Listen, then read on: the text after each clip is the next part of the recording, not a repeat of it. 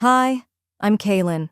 At my sister's office party, she humiliated me, mocked my thrift store blazer, laughed about my job in front of her CEO, then whispered loud enough for everyone to hear, "She's just a +1 mistake Mom couldn't fix."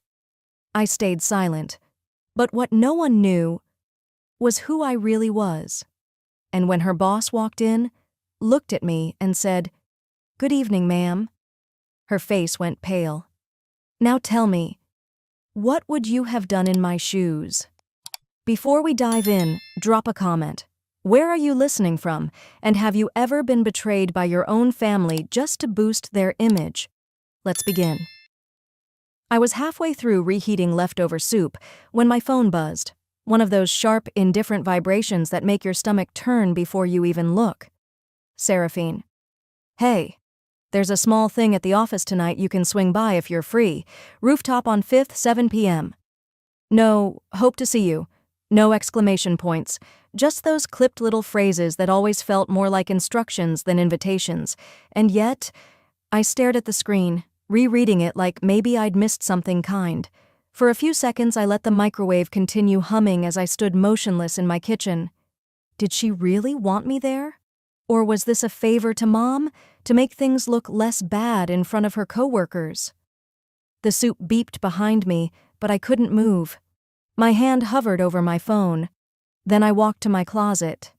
I didn't have anything flashy, never cared to. I chose a modest navy dress, the kind that whispered effort but didn't beg for attention. I added a simple pair of earrings and pulled my hair back into a low twist. Not fancy, just presentable.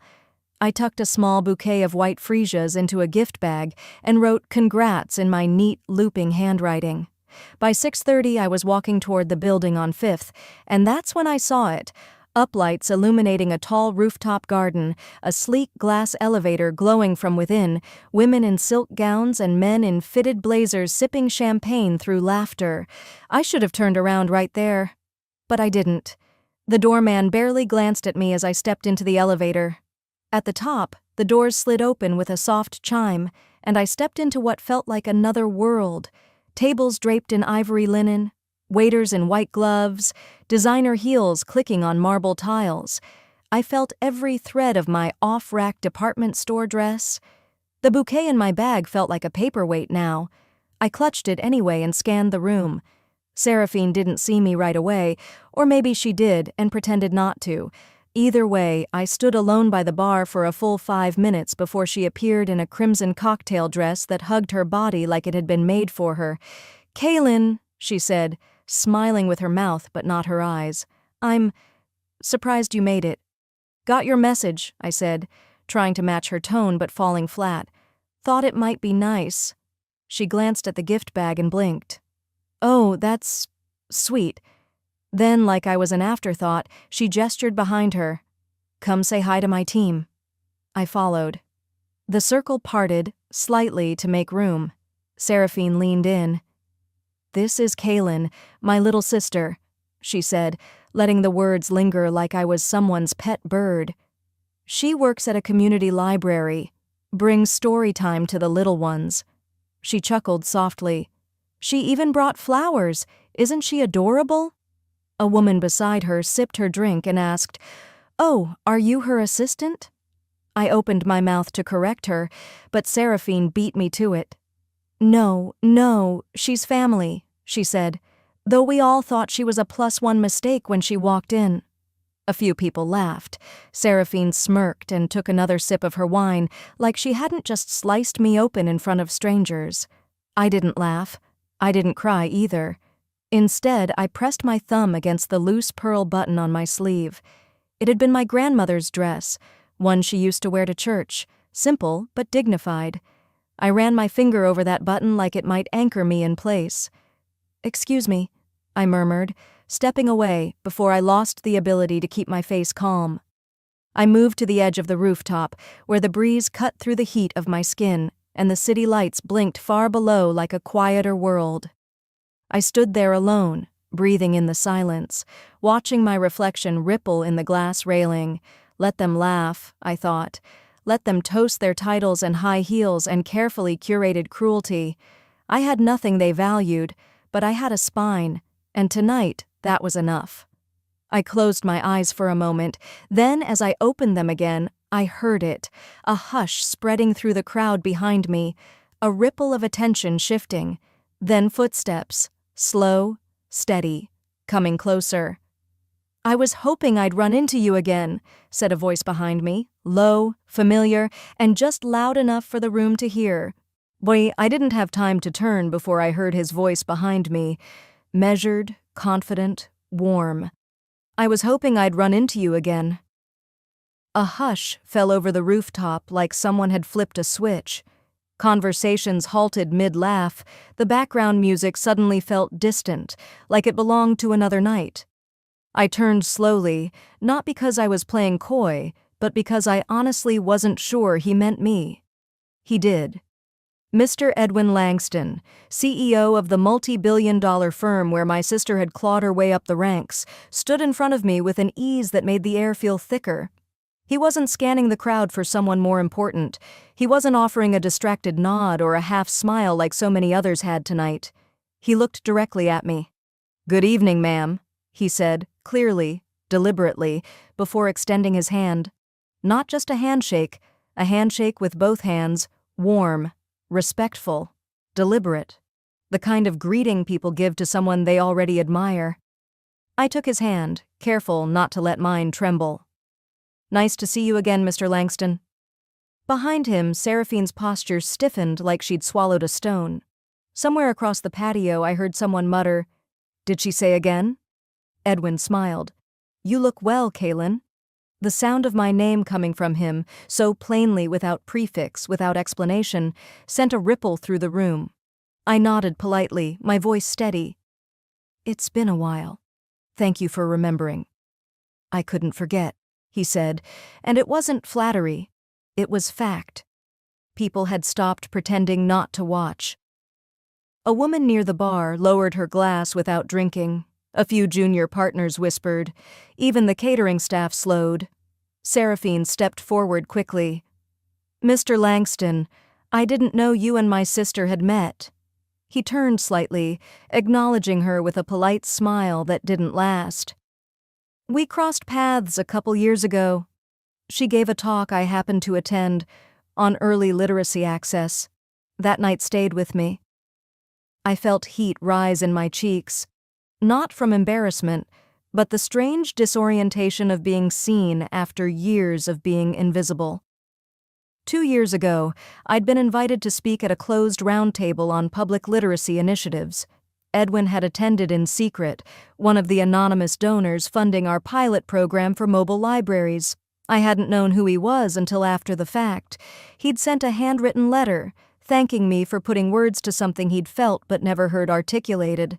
Back then, I thought it was a once-in-a-lifetime moment, a kind letter from a powerful man who'd never remember my name.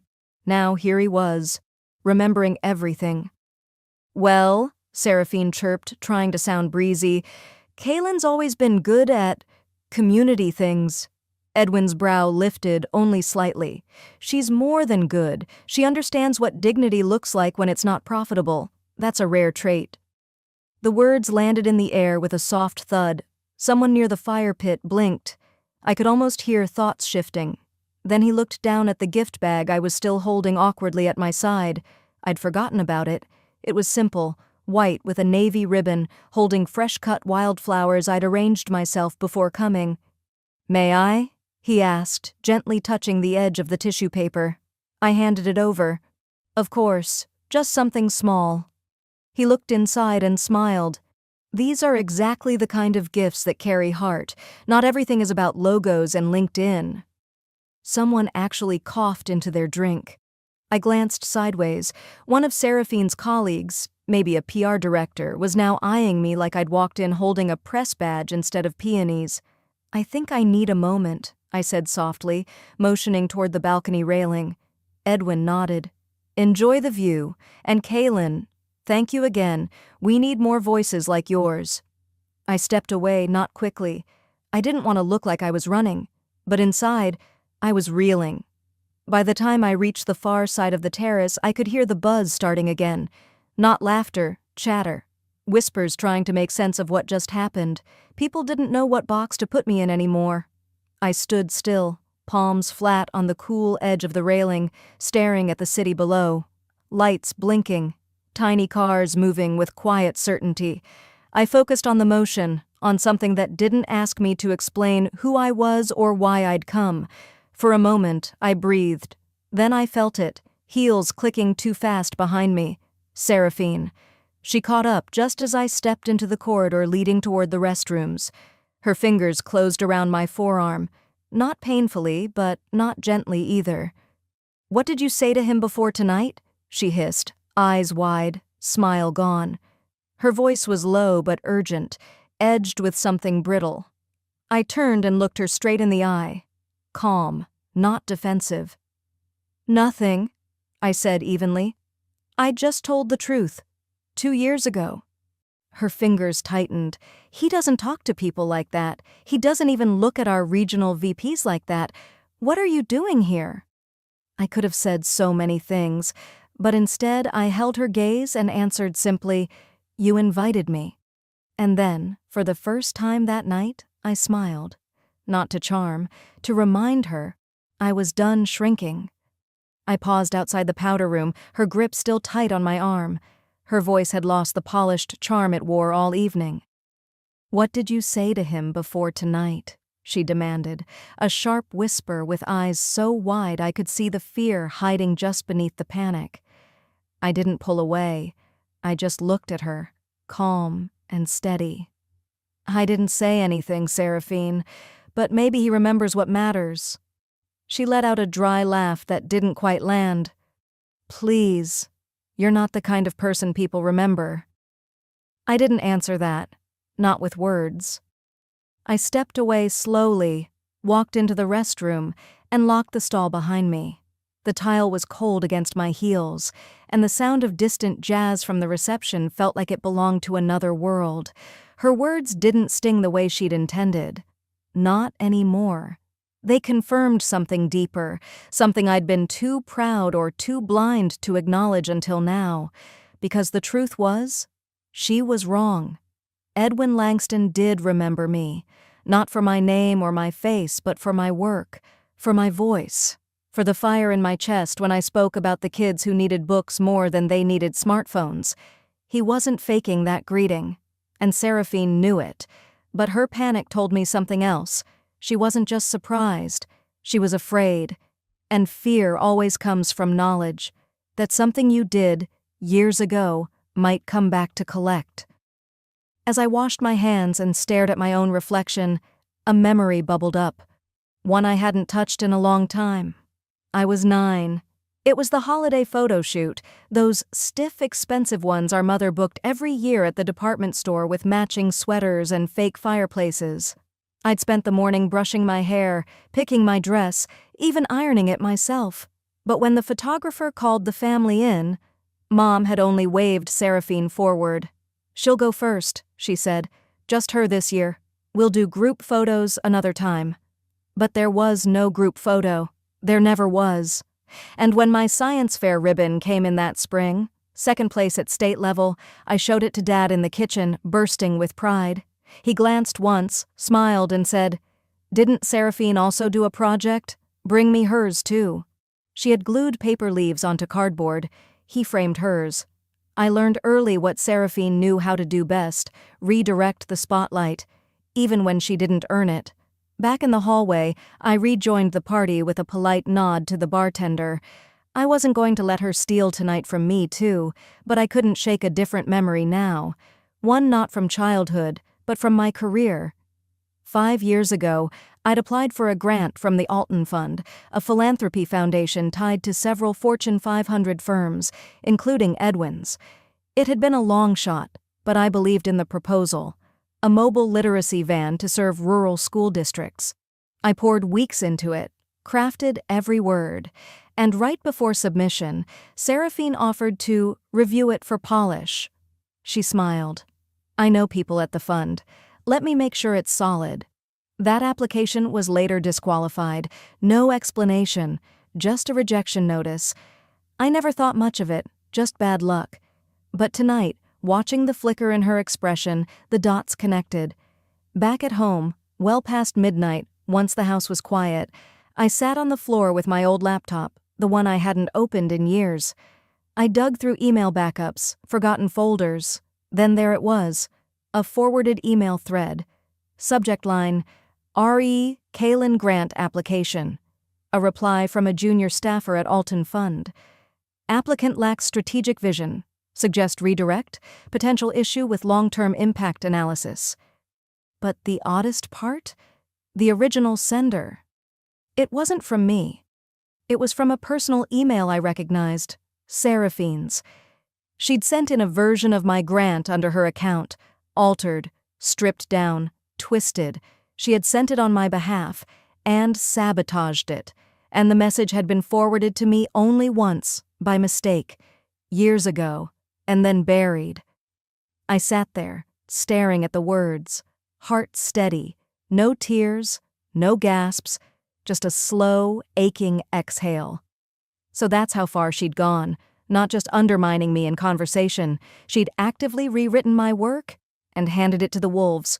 I copied the email, texted it to myself, then locked the laptop and slipped it back under the bed. This wasn't the moment to confront her, not yet, because the best stories, the ones people actually remember, are the ones that unfold quietly until they can't be ignored. A few minutes later, as I made some chamomile tea, the family group chat lit up. A ping, then another. From Seraphine, "So honored to be recognized by Mr. Langston tonight. What an incredible event. Truly grateful." And then, from our mother, "You always make us proud, darling. The grace you carry is unmatched. No mention of me, of course not." I stared at the screen for a moment, then I clicked on Seraphine's name and opened a private message. My fingers hovered for just a second, then I typed slowly, carefully. "You really want to play this game again? I suggest you don't." And I hit send. Seraphine didn't respond right away. She just stared at her phone like it had bitten her. I didn't wait for her reply. I walked straight past the banquet hall exit, away from the crowd and the clinking champagne flutes. The cool air outside was a welcome slap, grounding. I stood there for a moment under the night sky, letting the last echoes of applause fade behind me. Back at my apartment, I couldn't sleep, not after what I'd just found. That rejection email from years ago, the one I never received directly, was still glowing on my screen. Applicant lacks strategic vision. A phrase that felt clinical but cruel. And the sender? An old address connected to Seraphine's consulting firm. I kept circling one question in my mind. What else had she erased? The next morning, after barely 3 hours of rest, I skipped my usual coffee routine and instead took the bus to the university campus where I'd worked as a research assistant over a decade ago. The ride was quiet, mostly students with headphones, a few tired professors. I was probably the only one there chasing a ghost. The admin building hadn't changed much. Faded brick, ivy crawling higher than I remembered.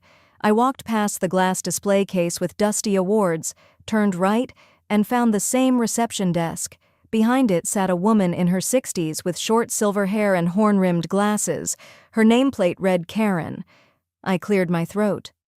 "Hi, I was wondering if someone could help me look up archived recommendation packets from, well, about 12 years ago." She looked up, squinting, then softened. "Oh, honey, you're Kalin, aren't you?" I blinked. "Yes." Karen stood up. "Of course I remember. You helped Dr. O'Malley with that ethics research. You were sharp. We all thought you moved to D.C. after getting that grant, didn't you?" I shook my head slowly. "I didn't get it. My packet was rejected. That's actually why I'm here." Karen frowned. "That's strange. I'm almost certain we sent it out, including your full application and Dr. O'Malley's letter. He was so proud of that one." The breath left my lungs for a second. "Dr. O'Malley wrote a letter?" I asked, my voice tight. She nodded. "Sure did. Sent it to the same address all the packets went through, some external contact from the foundation side, if I remember. You'd marked someone named Seraphine?" I didn't reply. I just thanked her, gave a polite smile, and stepped out onto the steps. My hands were already shaking when I dialed the number I still had saved from back then, Dr. O'Malley's old office line. It went to voicemail. I sat under an old oak tree near the quad and tried again, this time his personal number from an old email chain I'd found last night. To my surprise, he picked up. "Hello? Dr. O'Malley, it's Kaylin. Kaylin Shaw." There was a pause and then warmth rushed in. "Kaylin? My goodness, it's been years. I heard you got passed over for that grant. I couldn't believe it." "That's actually why I'm calling." I hesitated. "I never saw the letter you wrote for me. I didn't even know it existed." He went quiet. "That can't be. I worked on it for weeks." It was glowing. "About your ethics, your leadership, your potential. I sent it to the email you provided. It was some company email. Seraphine something. She was listed as your contact?" "Yes," I whispered. There was a pause again. Then he said, slower this time, "I still have the letter, the PDF copy time-stamped. Want me to send it?" "Yes, please." It hit my inbox 15 minutes later. I read it sitting on a bench facing the science library, hands trembling. His words were everything I'd ever hoped someone might see in me. He described me as deeply ethical, driven by questions of real consequence, and said I was the kind of thinker this field needs more of. At the top of the email, "To be submitted on behalf of applicant, sent to Seraphine." That was the last piece. I didn't cry. I didn't rage. I just sat there with the sun warming the side of my face and the weight of years settling across my chest. She hadn't just sabotaged my future, she'd stolen the praise that might have kept me going. I forwarded the email to a secure folder and backed it up to an external drive. Then I stood, brushed the leaves from my coat, and made my way home. It was almost dusk when I walked back into my apartment. The hallway was quiet. I passed a photo I hadn't looked at in years. Me and Seraphine, sitting on the stoop as kids, our knees scraped from summer play. I reached up and took it off the wall. I didn't break it. I didn't throw it. I just placed it in a drawer and shut it. Then, after changing into something more comfortable and tying my hair back, I opened my laptop. I hovered over my LinkedIn profile. My job history was up to date. My credentials were solid, but I clicked the title. It had read Consultant Shaw Impact Group. I deleted it and typed instead, Founder, Langston Futures Fund.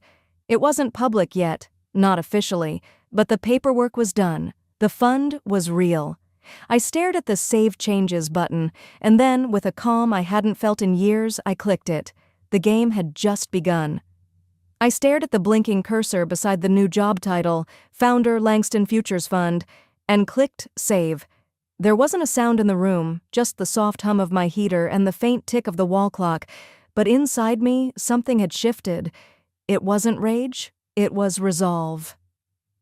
The next morning, a card slipped under my apartment door caught my eye as I walked back from making coffee. Pale gold with an all-too-familiar floral border. My mother's handwriting was unmistakable, sharp, slanted, and always just a bit too formal for something meant to be warm. "You are expected at Thanksgiving. It's the least you could do, after all Seraphine's done for this family. Not invited. Not, we'd love to have you. Expected." For a few seconds I just stood there, staring at the card, reading it again as if a second look might soften the tone. It didn't. And yet, I didn't tear it up. I didn't even toss it. I left it on the counter next to my mug. Like everything else with my family, it would sit there, unspoken, a weight without words. I didn't RSVP. I never did. But on Thursday, around 2 in the afternoon, I pulled on my gray wool coat, wrapped a simple scarf around my neck, and drove the familiar 30 minutes to the house where Seraphine now hosted every holiday like a queen returning to her throne. The driveway was lined with SUVs and freshly detailed sedans. I pulled into a spot by the curb, away from the paved semicircle where important guests were allowed to double park. My car, a practical dented Honda I'd had for nearly 10 years, sat like a quiet protest among the gleam. As I reached the front door, it swung open before I could knock. "Kaylin!" Seraphine's voice rang out in faux delight, arms spread wide. "Still driving that same old car?" A few chuckles drifted from inside. Someone muttered, "Classic K." I smiled faintly, nodding, and stepped into the entryway where the smell of rosemary, cinnamon, and something fried mixed with perfume and ambition. Her home hadn't changed much. Just more marble, more chandeliers, fewer memories. She steered me toward the dining room like a hostess checking off a box, her fingers grazing my elbow briefly, performatively. Dinner was a polished affair. Cloth napkins, monogrammed plates, place cards with gold leafing. I was seated at the far end, diagonally opposite Seraphine, with a view of the curated chaos. My mother was already sipping wine. My father sat stiffly beside her, tapping a rhythm against his knee that I recognized from childhood. It meant he wanted to speak, but knew better. Halfway through the meal, Seraphine stood, her wine glass raised high like she'd practiced it. "I just want to take a moment," she said, "to honor the people who keep this family shining. Mom for always knowing what's best, Dad for being the rock, and of course my husband for being my biggest cheerleader, and our next generation, so bright, so full of promise." She listed off names, accomplishments, law school, med school, real estate empires, but not mine, not once. Then, with a syrupy smile, she added, "And to those who choose smaller lives, may they find peace too." There was a ripple of laughter, then silence. I didn't say a word. I simply reached for the breadbasket and passed it down. I'd learned by now. Silence has sharp edges. Moments later, my youngest nephew, Eli, about 9, leaned over, innocence written all over his freckled face. "Aunt Kay, do you have a job?" Before I could answer, Seraphine cut in with a grin too wide. "She freelances here and there, sweetie. You know, dreams are hard to let go of." I looked down at my plate, then at Eli. "That's a good question," I said softly. "Let's talk about it when you're older." That was the last thing I said that night. I put down my fork, took one sip from my glass of water, and stood. I gave a slight nod to my father. His foot stopped tapping, and walked out, coat in hand. No slamming doors, no grand exits. Just my heels tapping on the wood floors and then crunching softly against the gravel outside. The sun had dipped low by the time I got to my car. A single leaf stuck to the windshield, bright red against the glass. I didn't brush it off. Back at my apartment, the warmth of the room felt foreign. I dropped my keys in the dish by the door, slipped off my boots, and turned on the lamp beside the couch. I sat down, pulled my laptop onto my knees, and opened the folder I'd been curating for months. I opened the file. KLV Strategic Holdings, LLC, initial funds transfer. It was already filled out. All it needed was my signature. With a few keystrokes, I moved $80,000 into the shell company, one Seraphine wouldn't be able to trace back to me without help. It wasn't revenge, not yet. It was positioning. Seconds after the confirmation hit my inbox, my phone lit up. "Jared, the advisory board slot is yours. Let's shake things up." Jared was an old college friend, sharp, principled, and already reshaping community investment through quieter, smarter deals. He didn't ask questions. He just opened doors. I didn't reply right away. I closed the laptop, walked to the kitchen, and poured myself a cup of tea. No wine, no celebration, just jasmine, steeped long enough to bite back. Later that evening, as I scrolled through my phone, Seraphine's Thanksgiving post appeared. A family photo, perfectly staged, everyone smiling. The caption read, "Gratitude begins at home, so lucky to be surrounded by greatness." I stared at it for a long time. Then I opened Twitter, tapped New Post, and uploaded the same photo from her feed. Caption, "Family is where truth dies quietly." I didn't hit publish. I tapped Save as draft. For now. The tweet stayed in drafts, just a blinking cursor beneath those heavy words. I closed my laptop, took a long sip of peppermint tea, and stared out the window into the darkness beyond. The lights from the neighboring buildings flickered like stars that had forgotten their purpose. I didn't post the truth that night, but I didn't let it go either. 2 mornings later, I was downtown, hair pulled back, slacks pressed, flats scuffed from wear but clean. I wasn't dressed to impress anyone, just focused. I had a meeting on the 27th floor of a sleek glass tower with a small capital group considering funding part of the studio initiative I'd been quietly building. They'd asked for projections. I brought something better: vision. As I stepped through the building's revolving door, the air shifted, cooler, sharper, corporate. Everyone moved with coffee-fueled purpose and Bluetooth confidence. I found the elevators, tapped the button, and waited. The doors slid open and I stepped inside alone. For a moment, the silence felt comforting. Then, a voice behind me. "Well, look who's decided to step out of her art cave." Seraphine. I didn't turn. I didn't need to. Her perfume had always arrived before she did. Lilac and assertion. She stepped in and stood to my left. The doors slid shut and the world shrank to polished chrome and tension. Her reflection in the mirrored elevator wall didn't wait long. Still chasing that artsy side hustle? Must be exhausting trying to make thrift store dreams work in a building like this. She glanced around, then added with a laugh, "This place is out of your league, Kay." I finally turned my head just slightly, not enough to give her full eye contact, just enough for her to feel the dismissal. We rose in silence past the 5th floor. She crossed her arms, shifting her weight the way she always did when she thought she'd won something. Then, ding. The elevator slowed. The doors opened, and a man stepped in. Trim gray suit, effortless presence, voice like a calm thunderstorm. "Mr. Altman." Seraphine straightened immediately, eyes wide, teeth ready. "What a surprise. I didn't realize you were back in town." He nodded briefly, polite but distant. "Seraphine." Then his eyes moved past her and landed on me. His entire face lit up. "Kaylin Vaughn?" I blinked. "Yes." He laughed, warm and genuine. "It's really you? I haven't seen you since the Columbia Equity Conference. You wrote that piece on vertical market pivots. I still reference it in meetings." I smiled, a little stunned. "That feels like a lifetime ago."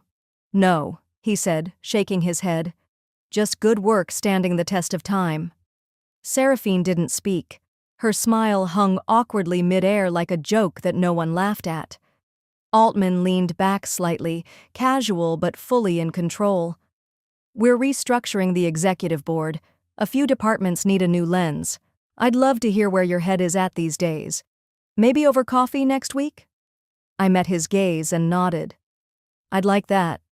The elevator chimed again. 27th floor. I stepped out. The doors stayed open for a beat too long, just enough for me to glance back. Seraphine was still inside. She hadn't moved, her cheeks flushed, not with embarrassment, with something colder, recognition. That the power balance had shifted, and I hadn't even raised my voice. I walked to my meeting and didn't look back. That evening, after dinner and a walk with Maya, I settled into my reading chair. The city buzzed softly outside. My phone lit up with a message. "Meeting confirmed. You have more leverage than you realize." I stared at the text for a long moment, then archived it. I didn't need to react. I just needed to keep moving. And that leverage? She was about to use it where it hurt most. That evening, after the encounter in the elevator, I didn't go home right away. I stopped by the coffee shop around the corner from my building, a quiet place with creaky wooden chairs and a no-nonsense barista who remembered my order before I even spoke. I needed somewhere still, somewhere off the grid. I opened my laptop, connected to their Wi-Fi, and typed in a string of keywords I hadn't used in years. Seraphine plus SEC plus employee equity filings. The system pulled up documents, quarterly disclosures, earnings calls, stockholder notices, all dry reading unless you were looking for holes. And I was. 10 minutes in, I saw it. Tucked beneath a subfolder labeled Incentives, Seraphine's firm had quietly launched a limited employee equity program, likely to attract young talent, but someone in their legal team had gotten sloppy. The structure technically allowed for external, non-employee purchase through a secondary offering channel. It wasn't illegal, just unusual. I sat back, fingers resting on the keyboard. My heart wasn't pounding. It wasn't even racing. It just felt still, focused.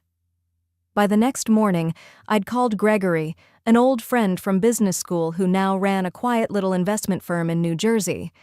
"Don't use my name," I said. "Just follow this paper trail and buy in small increments. Nothing above the disclosure threshold."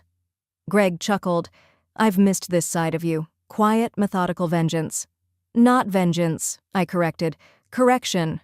Within 2 weeks, my LLC legally held just under 3% of Seraphine's equity. It wasn't enough to influence policy, but it was enough to grant me access, including access to their upcoming quarterly shareholder and board meeting. The invitation came in a thick white envelope. Seraphine's company branding was embossed in silver, trying hard to impress. I ran my fingers across the seal before opening it. Inside, a formal RSVP card, agenda, and location details for the downtown gathering. I checked the date. 2 days from now. I smiled. On the morning of the meeting, I got dressed with care, not out of vanity, but precision. A navy blue pantsuit, soft wool, tailored to fit just right at the waist. Underneath, a muted cream blouse. Nothing flashy, just sharp enough to say, I don't need to prove anything. I arrived 10 minutes early. The receptionist greeted me with a nod, handed me a folder with the day's schedule, and gestured toward the conference room. The boardroom was glass-walled, sun-lit, and humming with nervous energy. Executives, assistants, analysts, they all moved like bees in a hive, buzzing politely, not quite sure where to land. I walked in, took a seat near the end of the long oak table, and placed my folder quietly in front of me. At first, no one paid me much attention, just another guest in a sea of observers, until she walked in. Seraphine. Her eyes swept the room and landed on me. For a split second, she paused mid-step. Then she recovered, plastered on that corporate smile of hers, and kept walking to the head of the table. The meeting began with updates, market performance, staffing reports, future projections. Seraphine led the slideshow with rehearsed confidence, clicking through each slide like clockwork, until slide 12, projected revenue, 5-year forecast. I raised my hand. There was a beat of confusion. One of the board members looked around, unsure who I was. "Yes?" the chair prompted. I stood, calm and steady. "Kaylin Vaughn, shareholder." Seraphine's hand froze on the remote. You could almost hear the air change in the room. "I had a question regarding the assumptions on your projected growth," I continued. "Specifically, the compounding return rates you've assigned to the A-series verticals. Based on your own Q1 earnings and market response, these numbers don't align." I handed a copy of a printed spreadsheet across the table. "I ran a few models myself. If you apply corrected margins, you'll see a 17% differential. Downward." A murmur rippled through the room. One of the older board members, an accountant by posture if not by title, squinted at the paper, then nodded. "She's right." Seraphine tried to speak. "Well, I mean, those figures were preliminary and—" "Then perhaps they shouldn't be used for shareholder influence," I replied. My voice wasn't loud, but it landed. Another executive seated beside the window added, "Let's flag this for review next week. We can't afford misaligned optics in a quarter like this." Seraphine's expression didn't change, but her jaw tightened just slightly. Her knuckles were pale where she gripped the presentation remote. I sat down quietly. No drama, no gloating. Just presence. The rest of the meeting passed without further tension, but the mood had shifted. Eyes kept sliding toward me, measuring, evaluating. When it adjourned, I stood, gathered my things, and made my way toward the elevator. I didn't expect her to follow, but just as the doors opened, she was there. Seraphine. "You've made your point," she hissed under her breath. I turned slowly to face her, met her eyes, full on. "Not yet," I said, "but I will." And I stepped into the elevator, letting the doors close between us. That night, a message buzzed on my phone, this time from Gregory. "Meeting confirmed. You have more leverage than you realize. And the point? It was going to be delivered. on the biggest stage Seraphine had ever stood on. After that boardroom encounter, I didn't sleep. Not because of adrenaline, but because of clarity. The moment I walked out of that building, I knew where the final blow would land. And it wasn't in a courtroom or in the press. It would be right where Seraphine's ego lived, in the eyes of people who once admired her. 2 days later, a press release floated across my inbox. Pacific Tech Philanthropy Gala to honor Seraphine Vaughn as Entrepreneur of the Year? I didn't flinch. I just opened a locked drawer in my apartment and pulled out a thin folder marked Trust, Sequoia Holdings. 3 months earlier, before any of this blew open, I'd made an anonymous donation through that very trust, a donation large enough to make me the lead sponsor of the gala, a donation no one tied to me, not even the event's director. It was my way of staying close to her world without her ever noticing. I didn't need credit. I needed proximity and leverage. Now I was ready to use both. That morning, I had coffee with the event coordinator at a quiet cafe downtown. She still didn't know who I was, just the woman behind the money, going by the initials KV in our formal agreement. I just wanted to ensure everything is finalized, I said, stirring a small spoon through my espresso. The stage design, the music, the tone of the evening. Oh, absolutely. Your list was followed to the letter. We've got the string quartet opening with Barber's Adagio, just like you requested. Very elegant. The lighting team's got your cues, and your selected presenter is confirmed for the award. And the script? I asked gently, eyes fixed on hers. She pulled out a crisp sheet from her binder. It ends exactly how you wrote it. I nodded, paid the check, and walked out into a slow California morning. The sun was low. The sky, gold-brushed. And for once, I didn't feel like the one being dragged behind someone else's shine. That night, the spotlight was mine. By evening, the Pacific Tech Philanthropy Gala buzzed with media vans and velvet ropes. Outside the entrance of the Fairmont, limousines rolled to a stop one by one. The red carpet shimmered under flashbulbs. Seraphine arrived in a fitted champagne gown, her diamond necklace catching every light. She beamed as reporters shouted her name, as guests turned to admire her. A camera caught her smirking toward one woman and whispering something that made them both laugh. She hadn't seen me yet. My car pulled in 10 minutes later. I wore a navy floor-length gown, minimalist, sharp-lined, with no jewelry but a vintage silver pin I'd found in a thrift store years ago. I stepped out alone. For a moment, cameras hesitated. Then they turned. Not all of them, but enough to make her head jerk slightly toward the motion. Her gaze landed on me. And though she tried to smile, it faltered just enough for me to see the flicker of something real beneath her polished facade. Confusion. Maybe it was the press. Maybe it was the timing. Or maybe, in some small corner of her mind, she already knew. Inside the ballroom, the lighting was soft amber. Tables were set with white orchids and names etched in gold. I was seated quietly at a table near the stage. No one approached me. That was by design. When the dinner ended, the lights dimmed. A hush fell across the room as the presenter, a respected economist Seraphine had once tried to recruit, stepped up to the podium. He spoke of innovation, of resilience, of philanthropy born from adversity.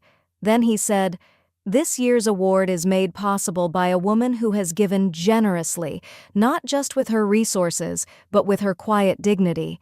A woman who's lived her truth, even when others tried to erase it." Seraphine smiled, until the spotlight turned. To present this year's Entrepreneur of the Year award, please welcome our lead sponsor, Kaylin Vaughn. The silence hit like thunder.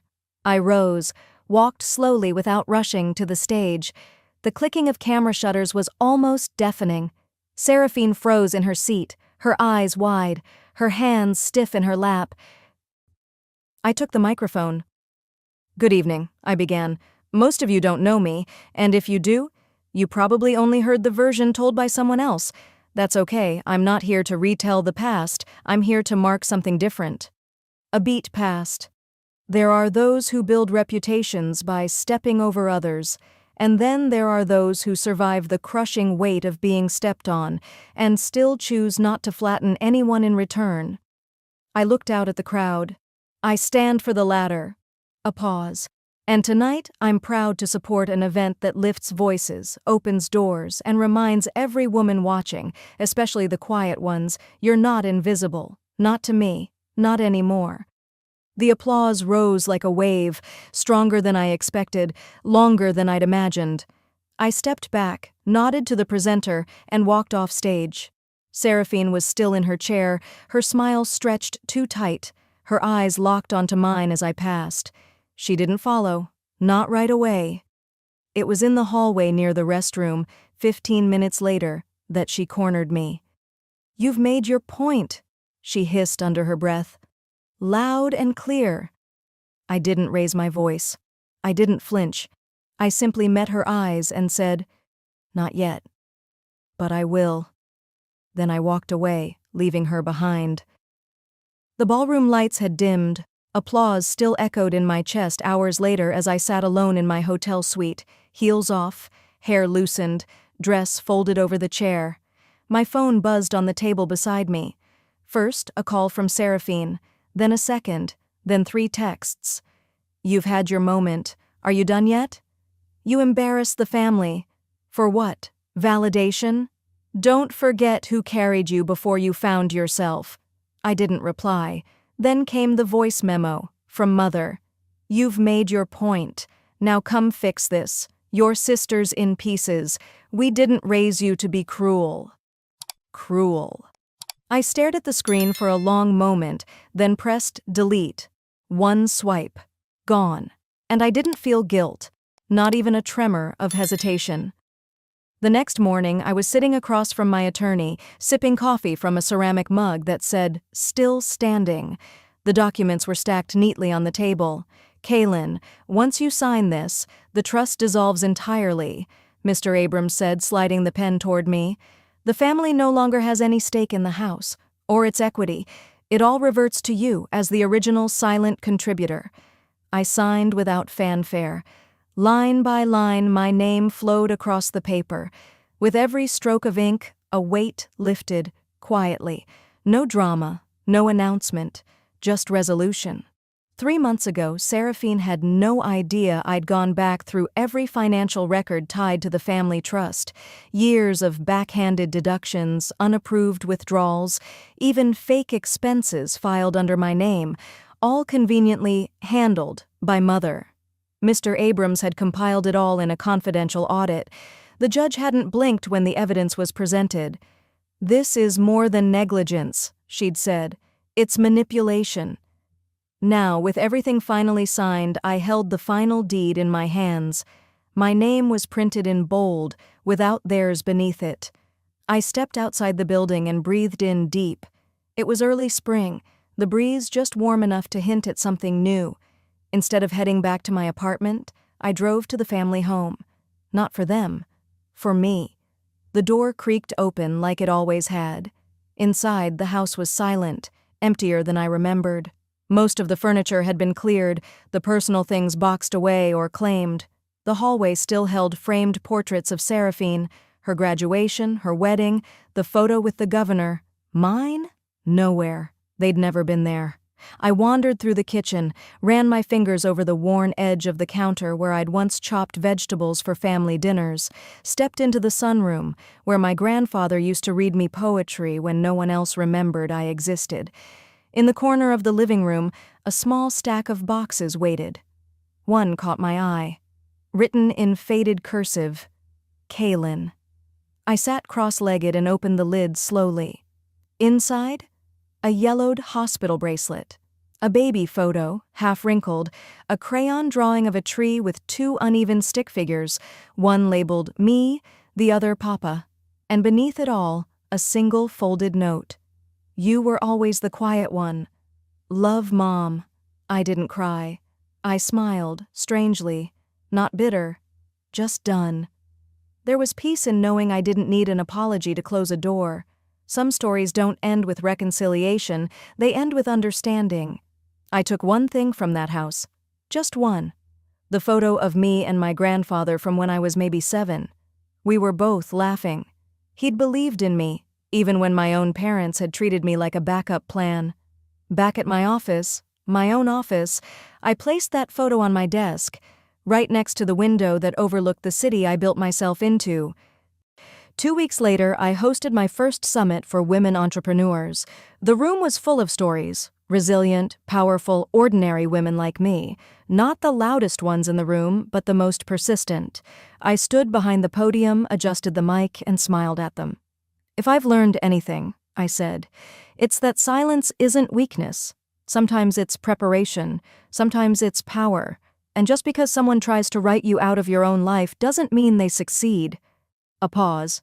A beat. I was never anyone's +1. I was always the main event. They stood. Applause rang through the hall. Not for revenge, not for spectacle, but for resolve. For every woman who ever got erased, underestimated, overlooked, this was for them. And for the girl in the drawing who never got her name written on the wall, I see her now, and she's doing just fine.